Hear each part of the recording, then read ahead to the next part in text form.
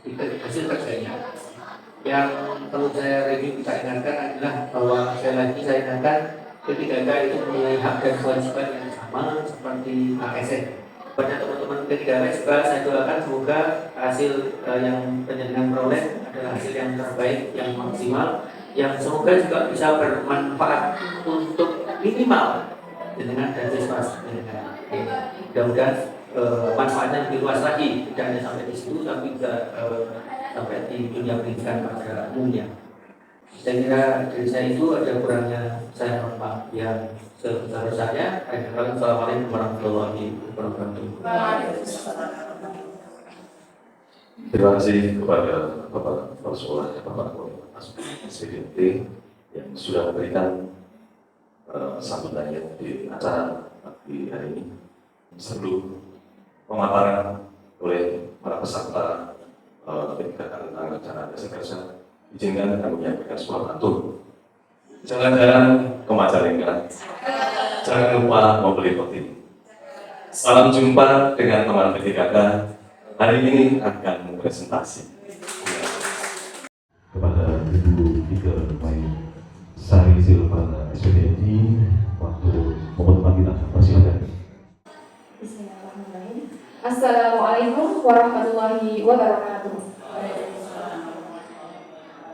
Rabbi shrah li sadri wa yassir li amri wahlul 'uqdatam min lisani yafqahu qawli, amma ba'd.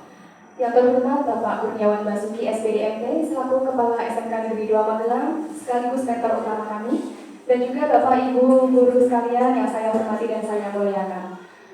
Langsung saja pada kesempatan kali ini saya akan mempresentasikan hasil dari proses yang selama ini kami jalani dari tanggal 2 Desember sampai kemarin, yaitu tentang orientasi pengenalan nilai dan etika instansi pemerintah bagi P3K Provinsi Jawa Tengah tahun 2024.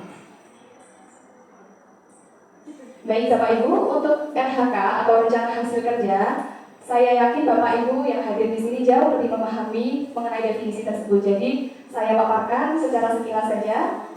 Untuk selanjutnya, isi RHK juga tentunya Bapak Ibu sudah memahami bahwa di dalamnya harus ada 5 poin. Yang pertama rencana kegiatan, kemudian yang kedua indikator kinerja, yang ketiga harus ada target atau sasarannya, kemudian yang keempat adalah output atau hasil nyata, dan yang terakhir yaitu nilai-nilai dasar. Selanjutnya Bapak Ibu, yang akan saya sampaikan nanti yaitu saya akan lebih berfokus kepada rencana apa yang akan saya laksanakan selama 5 tahun ke depan. Nah, dari fungsi RHK itu sendiri di sini sebagai alat perencanaan dan evaluasi yang memastikan bahwa pegawai menjalankan tugas sesuai dengan tujuan organisasi dan berkontribusi pada pencapaian visi dan misi instansi. Jadi nanti di pemaparan saya mungkin lebih berfokus kepada apa yang akan saya lakukan, dan itu ada kontribusinya terhadap visi dan misi sekolah kita tercinta. Nah, untuk selanjutnya Bapak Ibu yang saya hormati, untuk RHK tahunan di sini rencana hasil kerja atasan langsung atau kepala sekolah ada 3. Yang pertama meningkatnya praktik aktivasi kognitif yang berfokus pada aktivitas iteratif. Kemudian yang kedua meningkatnya kinerja guru melalui pengembangan kompetensi, dan yang ketiga meningkatnya kinerja satuan pendidikan melalui pelaksanaan tugas tambahan sebagai pembina ekstrakurikuler. Nah, dari 3 ini saya breakdown menjadi seperti ini Bapak Ibu tabelnya. Nah, nanti rencana hasil kerja pimpinan yang diintervensi itu ada 3 yang tadi sudah saya bacakan, yang di tabel atau kolom nomor 1. Kemudian rencana hasil kerjanya yaitu meningkatnya praktik manajemen kelas yang berfokus pada penerapan disiplin positif. Nah, intinya di sini kalau yang sering kita kenal di RHK 1 nih Bapak Ibu, di sini secara aspek kuantitasnya satu dokumen, secara kualitas persentase capaian 100% karena tahunan, kemudian waktu 1 semester. Nah, mungkin di sini yang saya lebih tekankan di bagian penerapan nilai-nilai berakhlak. Dari RHK 1 ini, saya membuat perencanaan pembelajaran secara mandiri, yang dalam hal ini menerapkan nilai akuntabel dalam prinsip berakhlak, kemudian melaksanakan proses pembelajaran sesuai rencana yang telah dirancang atau akuntabel, kemudian memperhatikan keselarasan antara metode yang digunakan dengan peserta didik atau harmonis.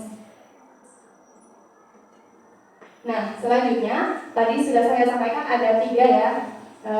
Yang kedua ini terkelolanya kegiatan pengembangan kompetensi guru. Nah, di sini saya mengambil 3. Yang pertama yaitu meningkatnya kompetensi melalui peran sebagai peserta berbagi praktik baik yang diselenggarakan oleh komunitas belajar atau sering kita kenal dengan Kombel gitu ya Bapak Ibu. Nah, kemudian yang kedua, ini meningkatnya kompetensi melalui peran sebagai peserta kegiatan pelatihan atau bimbingan teknis atau yang sering kita kenal dengan diklat gitu. Nah, kemudian yang ketiga dari LHK atasan itu adalah meningkatnya kompetensi melalui peran sebagai partisipan kegiatan seminar, lokakarya, konferensi, simposium, dan atau studi banding lapangan yang diselenggarakan oleh bidang pendidikan. Nah, mungkin di sini kebetulan karena saya juga sedang mengalami proses PPG atau pendidikan profesi guru, jadi saya juga sambil melaksanakan lokakarya. Ada beberapa yang saya cantumkan di situ, seperti yang kolom terakhir. Saya membuat lokakarya pengembangan perangkat pembelajaran yang disesuaikan dengan kurikulum Merdeka sebagai salah satu tugas program PPG. Dalam hal ini mencakup nilai berakhlak, yaitu kompeten dan adaptif. Kemudian yang kedua, melaksanakan seminar webinar mandiri. Ini sering saya lakukan karena setiap ada informasi dan saya memiliki waktu luang, saya mengikuti seminar tersebut. Nah, dan yang terakhir, tugas tambahan selain menjadi guru, sebetulnya ada beberapa tugas tambahan yang saya jalankan, tapi di sini yang saya ambil adalah sebagai pembina ekstrakurikuler. Nah, Bapak Ibu, ini untuk rencana kerja menengah saya. Ini sekilas saja karena nanti fokus yang akan saya laksanakan insya Allah agar ada sinkronisasi dengan visi dan misi sekolah kita. Jadi yang akan saya lakukan insya Allah di tahun yang pertama, karena kontrak kita sebagai P3K itu 5 tahun ya Bapak Ibu, jadi nanti ada 5 tahun begitu rencananya. Untuk kegiatan di tahun yang pertama di sini adalah fokusnya kepada pengembangan pembelajaran berkarakter dan berakhlak mulia. Nah, di sini penggunaan metode pembelajaran melalui berbagai teknik yang lebih menarik dan bermakna. Garis bawahnya bermakna ya Bapak Ibu. Dengan menerapkan pembelajaran behavioristik untuk dapat diterapkan dalam membangun perilaku positif siswa. Nah, ini beberapa sudah saya lakukan dan nanti akan lebih saya tingkatkan kembali ketika saya melihat evaluasinya ternyata banyak hal-hal positif yang dilihat dari siswa-siswa kita. Seperti kebiasaan sholat duha, berdoa itu tidak hanya berdoa ketika mau masuk pelajaran, tapi yang biasa saya lakukan misalnya ketika saya mengabsen ada siswa yang sakit, apalagi sakitnya lebih dari 1 hari misalnya. Ini langsung kita doa bersama ya, dan saya sebelumnya memberikan support kepada anak-anak, silakan menghafalkan doa untuk orang sakit. Siapa yang sudah hafal duluan untuk memimpin dan seterusnya nanti bergantian. Dan seterusnya, misal ketika pembelajaran hujan lebat misalnya, langsung kita bareng-bareng doa ada hujan gitu. Mendengar adzan doa setelah mendengar adzan dan seterusnya.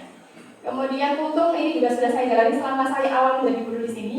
Kenapa? Karena selama saya memperlakukan kultum di awal pembelajaran itu sangat efektif Bapak Ibu. Jadi anak tidak hanya langsung berfokus dengan materi hari ini, langsung fokus sama bu guru begitu, tapi ada satu anak yang nanti maju ke depan di awal pembelajaran, apapun yang dia sampaikan minimal 7 menit, maksimal 7 menit ya. Jadi apapun itu entah materi ataupun cerita boleh, latihan tausiah boleh dan seterusnya. Nah, ini output atau hasilnya perubahan perilaku yang terlihat atau observable behavior. Peserta didik menunjukkan perilaku Islami yang konsisten sesuai dengan kebiasaan yang diajarkan oleh guru. Nah, kontribusi terhadap visi-misi sekolah yaitu mendukung visi-misi melaksanakan pembelajaran berkarakter dan berakhlak mulia. Ini utama dari visi kita. Kemudian untuk tahun kedua. Tahun kedua di sini yaitu kegiatannya peningkatan mutu pembelajaran melalui penelitian dan inovasi. Nah, di sini nanti siswa akan saya libatkan karena kebetulan saya juga sedang mengalami PPG. Nah, nanti melakukan penelitian tindakan kelas untuk pengembangan model pembelajaran yang efektif, seperti pembelajaran diferensiasi berbasis PAI atau proyek integrasi nilai-nilai Islam dengan budaya lokal. Nah, output hasilnya, guru dan siswa terlibat dalam inovasi pembelajaran yang meningkatkan mutu pendidikan dan kontribusi terhadap misi yang poin B, yaitu meningkatkan mutu penyelenggaraan pendidikan.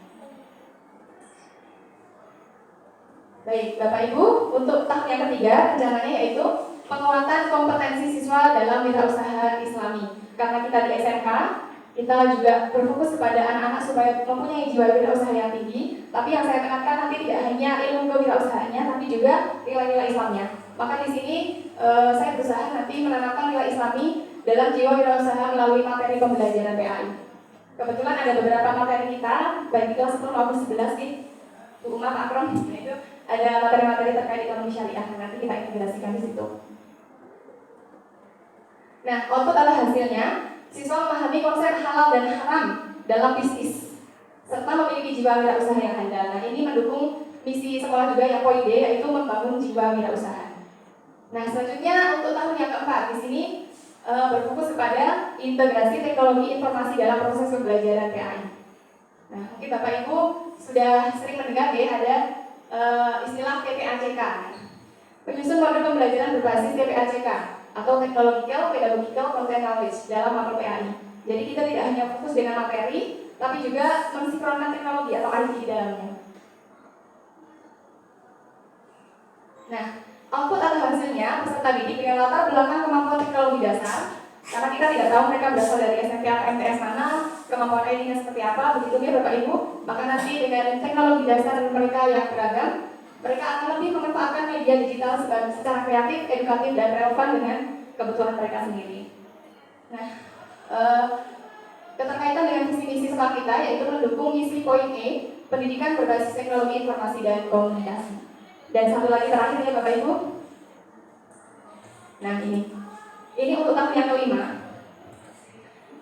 Sekali lagi karena di sini kita SMK ya, kolaborasi dengan dunia kerja untuk program keagamaan. Mohon maaf gambarnya mungkin agak ini gak ada fokus gitu. Mohon maaf kemarin buru-buru dikit ya. Nah untuk yang tahun kelima ini Bapak Ibu, mungkin ini lebih kepada bisa ya. Menjalin kerjasama dengan dunia kerja untuk pembinaan keagamaan. Ya, gambarnya nanti saya ganti. Ya. Ya. Nah ini kebetulan karena kami di mapel umum, kami juga sudah alhamdulillah dilibatkan selama 2 tahun ini ya dalam pelaksanaan PKL. Nah di sini kesempatan kami, khususnya untuk saya sebagai guru PAI ketika membimbing siswa-siswa kami, bagaimana supaya mereka itu bisa menerapkan nilai-nilai keislaman mereka, khususnya yang beragama Muslim tentunya, untuk bisa diterapkan di dunia kerja. Nah, nanti output atau hasil yang kita harapkan adalah siswa memahami pentingnya nilai keislaman dalam dunia kerja. Dan kontribusi terhadap visi misi sekolah kita yaitu mendukung misi yang poin C, yaitu meningkatkan peran serta dunia kerja. Nah, demikian Bapak Ibu yang bisa saya sampaikan. Sekali lagi saya mohon doanya supaya semoga dari 5 tahun tadi rencana saya tadi bisa terlaksana. Allah memberikan kemudahan, keberkahan, dan kebaikan untuk semua pihak, khususnya untuk SMK Negeri 2 Magelang. Terima kasih Bapak Ibu. Saya akhiri. Wassalamualaikum warahmatullahi wabarakatuh.